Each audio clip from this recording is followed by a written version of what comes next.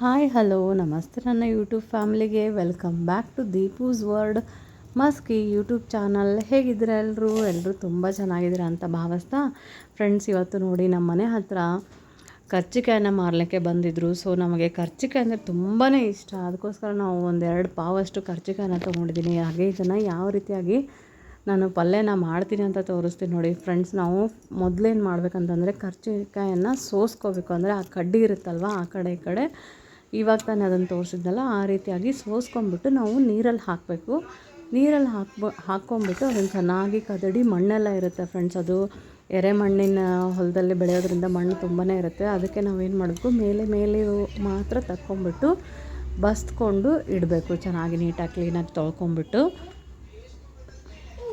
ಬನ್ನಿ ಫ್ರೆಂಡ್ಸ್, ಇವಾಗ ಕರ್ಜಿಕಾಯಿ ಪಲ್ಯ ಮಾಡೋದಕ್ಕೆ ಏನೇನು ಇಂಗ್ರೀಡಿಯೆಂಟ್ಸನ್ನು ತೊಗೊಂಡಿದ್ದೀನಿ ಅಂತ ಒಂದು ಸರಿ ತೋರಿಸ್ಬಿಡ್ತೀನಿ ನೋಡಿ. ಮೊದಲು ಈರುಳ್ಳಿಯನ್ನು ಸಣ್ಣದಾಗಿ ಹೆಚ್ಚಿಟ್ಕೊಂಡಿರಬೇಕು. ನಂತರ ಕರ್ಜಿಕಾಯಿನ ತೊಗೊಂಡಿರಬೇಕು. ಅದನ್ನು ಆಲ್ರೆಡಿ ಇವಾಗ ವಾಶ್ ಮಾಡಿ ಇಟ್ಕೊಂಡಿದ್ದೀನಿ. ನಂತರ ಏನು ಮಾಡಬೇಕಂತಂದರೆ ಕರಿಬೇವು, ಕೊತ್ತಂಬರಿ, ಬೆಳ್ಳುಳ್ಳಿಯನ್ನು ನಾನು ಸುಲಿದುಬಿಟ್ಟು ಒಂದರಲ್ಲಿ 2 ಭಾಗ ಮಾಡಿಟ್ಕೊಂಡಿದ್ದೀನಿ. ಆ್ಯಸ್ ಯೂಶ್ವಲ್ ನಿಮ್ಗೆ ಗೊತ್ತಿರೋ ಹಾಗೆ ನಮಗೆ ಅಚ್ಚ ಖಾರದ ಪುಡಿ ಬೇಕಂದರೆ ಖಾರಕ್ಕೋಸ್ಕರ ನಾವು ಅದನ್ನು ಯೂಸ್ ಮಾಡ್ಬೋದು, ಇಲ್ಲಾಂದರೆ ಗ್ರೀನ್ ಚಿಲ್ಲಿ ಆದರೂ ಯೂಸ್ ಮಾಡ್ಬೋದು.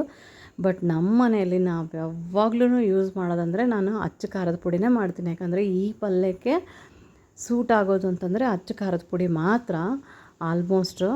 ಅದಕ್ಕೆ ನಾನು ಅಚ್ಚ ಖಾರದ ಪುಡಿನೇ ಯೂಸ್ ಮಾಡ್ತೀನಿ ಇಲ್ಲಿ. ಮತ್ತು ಒಗ್ಗರಣೆಗೆ ಏನಂದರೆ ಮತ್ತು ಫ್ರೈ ಮಾಡ್ಕೊಳ್ಳೋದಕ್ಕೆ ಎಣ್ಣೆ, ಜೀರಿಗೆ, ಸಾಸಿವೆ, ಕರಿಬೇವು, ಕೊತ್ತಂಬರಿ, ಕೇವಲ ಇಷ್ಟೇ ಇಂಗ್ರೀಡಿಯೆಂಟ್ಸನ್ನು ಇದ್ದರೆ ಸಾಕು ಫ್ರೆಂಡ್ಸ್. ಈ ಕರ್ಜಿಕಾಯಿ ಪಲ್ಯ ತುಂಬಾ ಟೇಸ್ಟಿಯಾಗಿರುತ್ತೆ ಅಂತಂದರೆ ತುಂಬಾ ಟೇಸ್ಟಿಯಾಗಿರುತ್ತೆ. ಇದನ್ನು ನಾವು ಖಡಕ್ ರೊಟ್ಟಿ ಜೊತೆಗಾದರೂ ತಿನ್ಬೋದು ಅಥವಾ ಬಿಸಿ ರೊಟ್ಟಿ ಜೊತೆಗಾದರೂ ತಿನ್ಬೋದು.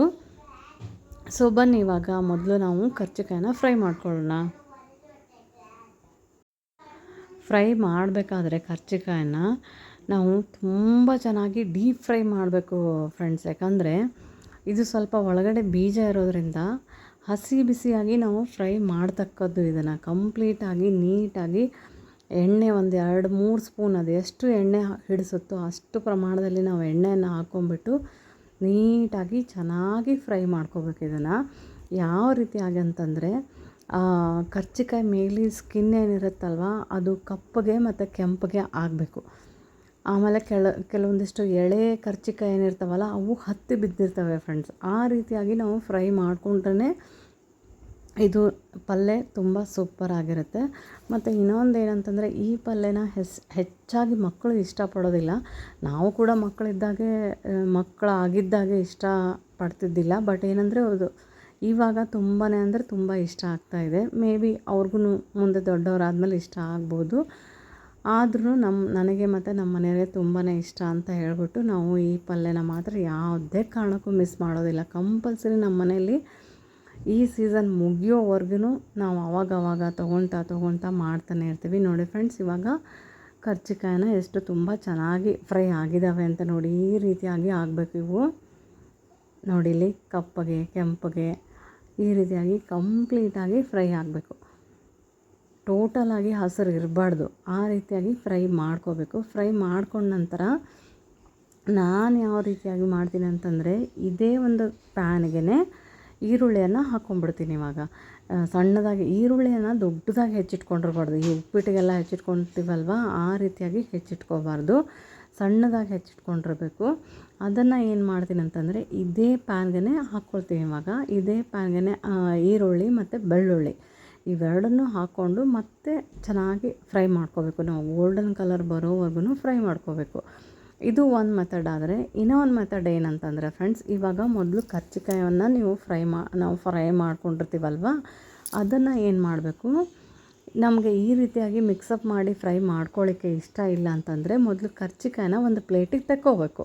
ಫ್ರೈ ಆದ ನಂತರ ಒಂದು ಪ್ಲೇಟಿಗೆ ತಕ್ಕೊಂಡ ನಂತರ ನಾವೇನು ಮಾಡಬೇಕು, ಮತ್ತು ಒಗ್ಗರಣೆಗೆ ಅದೇ ಪ್ಯಾನ್ಗೆ ಒಗ್ಗರಣೆಗೆ ಎಣ್ಣೆ, ಜೀರಿಗೆ, ಸಾಸಿವೆ ಹಾಕಿಬಿಟ್ಟು ಈರುಳ್ಳಿಯನ್ನು ಹಾಕಿ ಬೆಳ್ಳುಳ್ಳಿಯನ್ನು ಹಾಕಿ ಫ್ರೈ ಮಾಡಿಕೊಂಡು ಆ ನಂತರ ನಾವು ಕರ್ಜಿಕಾಯಿನ ಅದಕ್ಕೆ ಆ್ಯಡ್ ಮಾಡ್ಕೋಬೋದಾಯ್ತಾ. ಸೊ ನಾನಿಲ್ಲಿ ಆ ರೀತಿಯಾಗಿ ಏನೂ ಮಾಡ್ತಾಯಿಲ್ಲ, ತುಂಬಾ ಈಸಿಯಾಗಿ ಸಿಂಪಲ್ಲಾಗಿ. ಸೊ ಕರ್ಜಿಕಾಯನ್ನು ಹುರಿದಿರ್ತೀವಲ್ಲ ಅದೇ ಪ್ಯಾನ್ಗೆ ಈರುಳ್ಳಿಯನ್ನು ಹಾಕ್ಕೊಳ್ತೀನಿ ಆಯಿತಾ. ಇದು ಬ್ಯಾಚುಲರ್ಸ್ಗಂತೂ ತುಂಬಾ ಈಸಿಯಾಗಿರುತ್ತೆ ಈ ಪಲ್ಯ ಮಾಡೋದು. ಯಾಕಂದರೆ ಯಾವುದೇ ಹುಳಿಯನ್ನು ಕೂಡ ಹಾಕ್ತಾಯಿಲ್ಲ ಇದರಲ್ಲಿ, ಹುಣಸೆಹಣ್ಣು ನೆನೆಸೋ ಅಗತ್ಯ ಇಲ್ಲ, ಯಾವುದೇ ಬೆಲ್ಲ ಕೂಡ ಹಾಕೋಂಗಿಲ್ಲ. ಇವಾಗ ನಾವೇನು ಮಾಡಬೇಕು, ಈರುಳ್ಳಿ ಮತ್ತು ಬೆಳ್ಳುಳ್ಳಿಯನ್ನು ಹಾಕ್ಕೊಂಡ ನಂತರ ಮತ್ತೆ ಸ್ವಲ್ಪ ಒಂದು 2 ಸ್ಪೂನ್ನಷ್ಟು ಎಣ್ಣೆನ ಹಾಕಿ ಚೆನ್ನಾಗಿ ಫ್ರೈ ಮಾಡ್ಕೋಬೇಕು. ಒಂದು ವೇಳೆ ನಿಮಗೆ ಎಣ್ಣೆ ಬೇಡ, ಹಾಗೆ ಡ್ರೈ ಇರೋದ್ರಲ್ಲೇ ಇರಲಿ ಅಂತಂದರೆ ಪರವಾಗಿಲ್ಲ, ಬೇಕು ಅನಿಸಿದ್ರೆ ನೀವು ಹಾಕ್ಕೋಬೋದು ಎಣ್ಣೆನ ಆಯಿತಾ. ಅದಾದಮೇಲೆ ಎಲ್ಲ ಚೆನ್ನಾಗಿ ಕರಿಬೇವು ಕೊತ್ತಂಬರಿಯನ್ನು ಕೂಡ ನೀವು ಇವಾಗ ಹಾಕ್ಕೋಬೋದು, ನೋ ಪ್ರಾಬ್ಲಮ್. ಚೆನ್ನಾಗಿ ಫ್ರೈ ಆಗಬೇಕು ಇವಾಗೂ ಕೂಡ.